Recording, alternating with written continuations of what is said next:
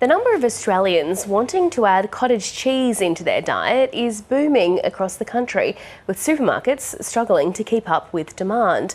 A social media trend is behind the increase in popularity, with recipes going viral across the world. Users are emphasising the high protein content of the cheese, using it in everything from ice cream to bagels.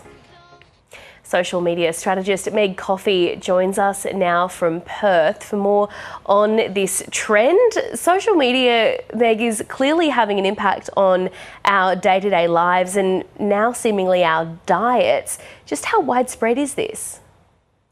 Oh, I mean, ask anyone who eats cottage cheese on the regular, and they're furious about this trend because it's just impacting everything and everywhere. Look, social media does love a trend, and they do love a hot food topic. I think over summer it was cucumbers. Now it's cottage cheese. Social media is definitely impacting what we eat. I am one of those people who is furious about this trend, Meg. I haven't been able to find cottage cheese in the supermarkets for weeks. Does this mean that major supermarkets and manufacturers should be keeping an eye on these social media trends to keep up with demand? Yeah, definitely. Look, it's really hard to pick a trend to know what's going to be the hottest thing. Who would have thought that after all these years, cottage cheese has made a comeback? But when these things do happen, the producers definitely should be keeping an eye on it to see how they can capitalize. Look, cottage cheese is one of those things. There are, I think it was Bulla that was saying there's only 7 days in the week. There's only so much they can actually make. Cottage cheese does take time. But if you do have a team that's paying attention to what's hot and what's being talked about, then you can definitely activate it. As far as the stores, it might be a little bit harder to increase if you're one of the big stores, but the local independents can definitely pay attention. I remember there was a guy that went viral over a couple months ago about his routine where he bathed in this special water, and there were quite a few bottle shops that put the water on special. So yeah, you can definitely capitalize it to a degree.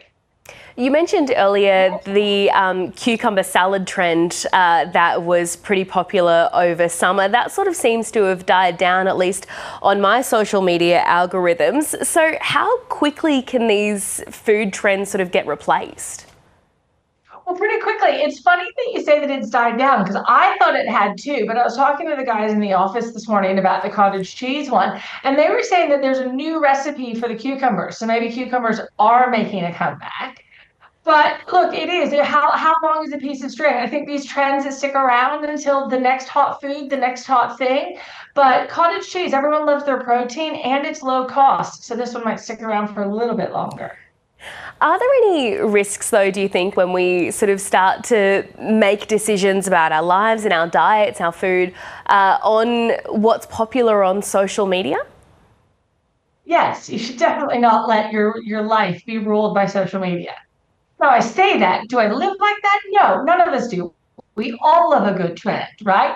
But I think take social media with a grain of salt and don't let it control your entire life. Remember, there are other foods out there besides protein that make a well-rounded diet, just like there's other foods out there besides cucumbers. But you can have a little bit of fun. There's lots of different things you can do and try. Look, have fun with it, but don't let social media take over your life in any way.